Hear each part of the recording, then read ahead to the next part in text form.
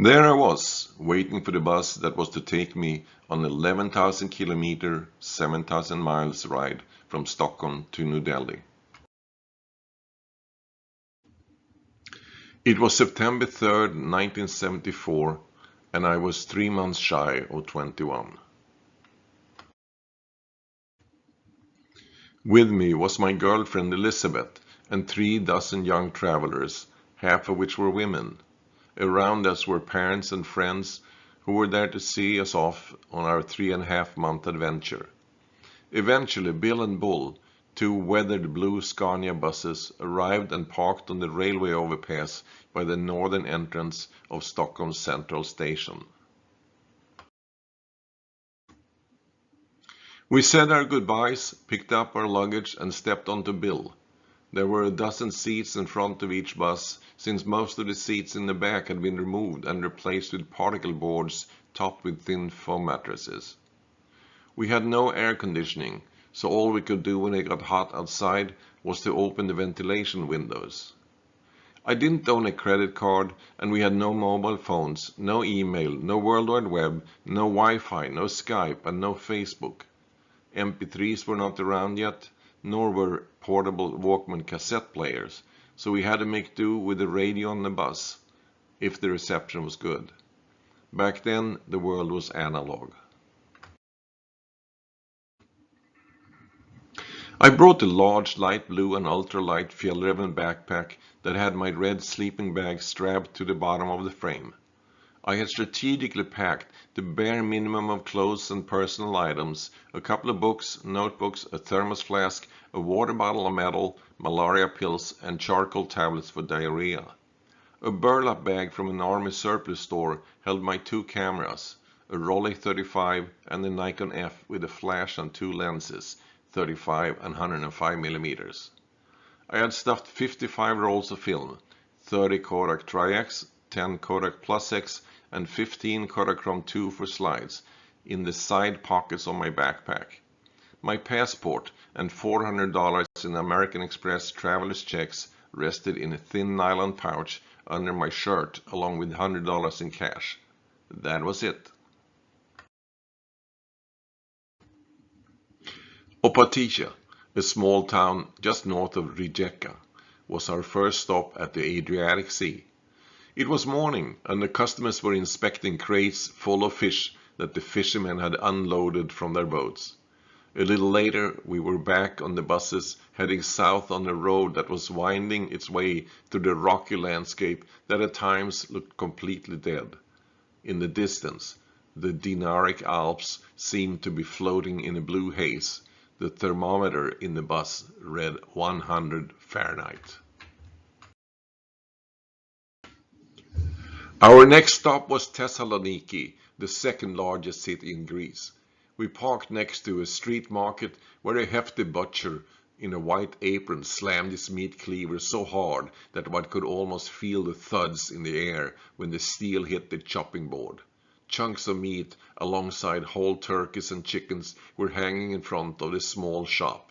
A cacophony of sounds bounced off the walls as the sellers advertised their products and prices. Men of all ages, but only men, sat at a cafe as an old woman dressed in black hurried by with a loaf of bread in her hand. People were generally friendly and asked where we were from and where we were going. They smiled when they heard that we were Swedes and not Americans, but their smiles vanished when I told them that we were on the way to Istanbul.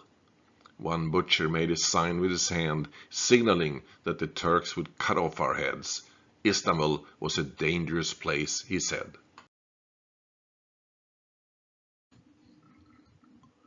During my 2014 visit, I tried to find an old Ottoman tea house that I remember from my first visit, but it was easy said than done, even though I knew roughly where it should be. I asked the shopkeeper, who explained and pointed, but suggested that I first pay a visit to his shop, which I politely declined since the bazaar was about to close. It turned out that he was thinking of another tea house. As I kept searching, I found what I thought was the right place, but it was closed. I peeked through the glass doors. The interior looked different, and I didn't recognize the name, Havuslu Restaurant. Fortunately, We had one more day in Istanbul, and the next day I found Sark Kavesi, a coffee and tea house that had been renovated in 2002 according to a small brochure. I looked around inside, but still wasn't sure. Then I looked up and saw the paintings in the vaulted ceiling. There was the dancing dervish that was etched into my memory, and that appeared in one of my pictures from the trip.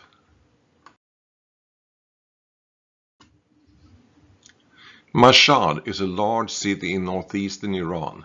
It was once an oasis on the Silk Road and later became a major destination for Shia pilgrims.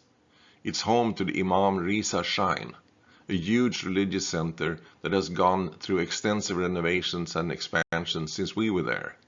The complex, which includes the beautiful Gorshad Mosque from 1418, is today considered the world's largest mosque and attracts millions of pilgrims and tourists every year. During our visit in 1974, we didn't see any big crowds, even though it was during Ramadan. About 150 feet from the road were 8 black goat-hair nomad tents, 3 dromedaries, and 2 horses.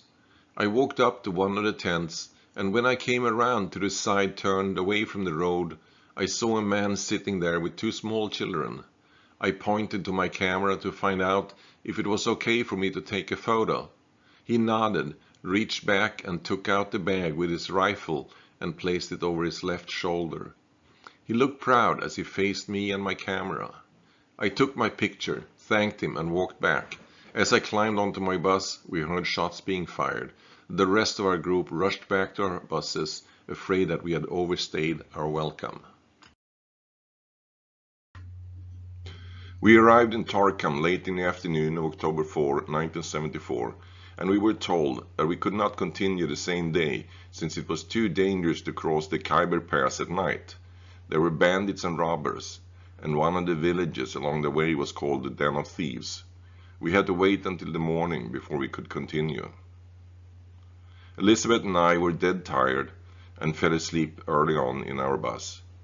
When we woke up the next morning, we were told by the others that the customs chief had invited everybody to a party in the customs building, where they danced all night and were served hashish and tea. The next morning, one guy traveling with us was caught stealing a license plate from a wreck behind the customs house.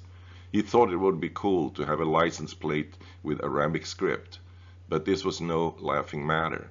The customs officer told us that our friend would normally be sent to jail in Kabul, but he was a friendly man. He allowed us to continue once each and every one of us had apologized for our fellow travelers' misbehavior. I see that you are nice people and will let it pass, but be careful in the future, he said. We all shook hands before he and 2 other officers walked us out and waved us off. October 9, 1974. We had breakfast on the houseboat together with Lasse and Frederick, 2 high school friends that we had run into the day before. Later we rented a shikara for a day and paddled around until lunch. It was relaxing and nice. It also let us get close to the houseboat life. Most of the houseboats are in poor condition, except those intended for tourists. At night it was cold and damp in the boats. The water is dirty and people wash themselves and their clothes in it. I saw an 8-year-old girl drinking lake water from a mug. Old Delhi is bustling with life.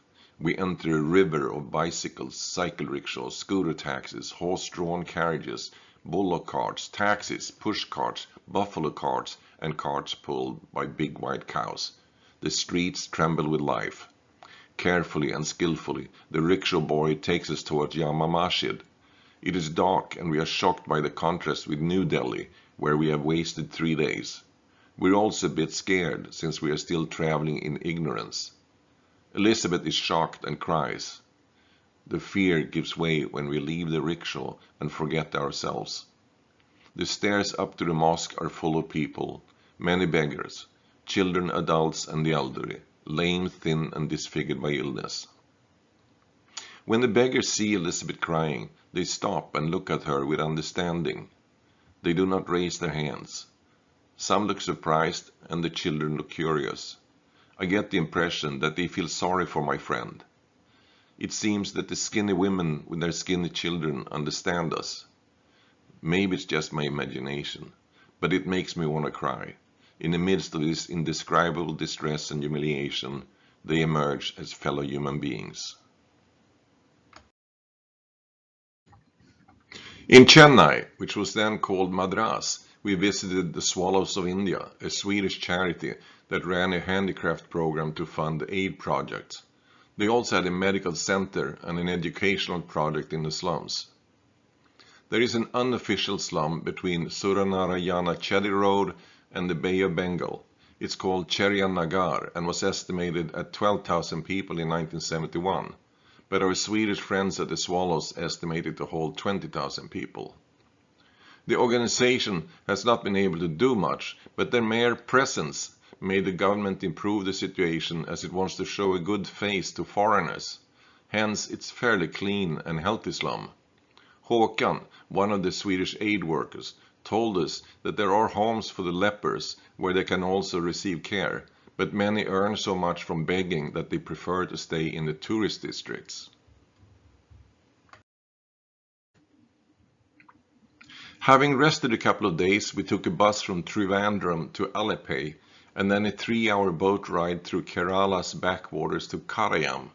It was a fantastic experience where you could see people working in the green paddy fields, children playing on the canal banks, and adults waiting for a ferry or a canoe to take them somewhere. Often the ferry came close to the embankment where you could see houses and huts close up. I don't remember much about our departure from New Delhi, even though it should have been an emotional event for us. My next memory is from Pakistan, driving through a dusty city crowded with people and animals, cyclists, rickshaws, horse-drawn carriages and taxis. The sun seemed to be setting at the end of the road, but was it my memory of what had happened, or a constructed memory based on a black and white photo that I took from the bus? I do remember that we stopped in a small town to buy freshly baked bread. It was a cold and frosty morning. The bread was baked on the walls of a circular clay oven. The flat Afghan naan bread was big, had grooves made with the baker's fingers, and was very tasty. Thus began our return journey towards the Khyber Pass, where the rock walls rose straight up, with us at the bottom and in between. On November 26, 1974, we crossed Mount Damavand on our way to Tehran. One of the buses had a problem with its braking system, so it was important to reach the Scania service station. We left Amol on the northern Iranian Riviera and started the climb. As we drove, it got dark, and on top of a pass, the buses stopped for gas and the bathroom break. Most people were sleeping in their sleeping bags or under blankets, but I needed to go to the bathroom. As it was almost midnight and dark outside, I didn't bother to get dressed, but left the bus in my long johns, sneakers, and a sweater. It was cold outside, since we were high up on the volcano. When I was done and walked out to the building, the buses were gone. They must be kidding, I said to myself, and looked around the corner, but there were no buses in sight. The gas station was pretty much empty, except for a couple of drivers filling up their truck, and a man dressed in a fur coat and a hat with flaps over his ears. He waved his arms and pointed toward the road, so I realized that they had left. And this was no joke. Here I was on the top of a mountain in Iran, 3,000 miles from home, without money or my passport. Half a century has passed since we took the overland route to India, a trip that just a couple of years later became impossible due to wars and fundamentalist revolutions. In my new book, I tell the story in words and pictures of two young people who traveled 18,000 miles by bus to and from India and then by local trains across central and southern India. You can find it at Amazon as a Kindle ebook, a paperback, or a hardcover book.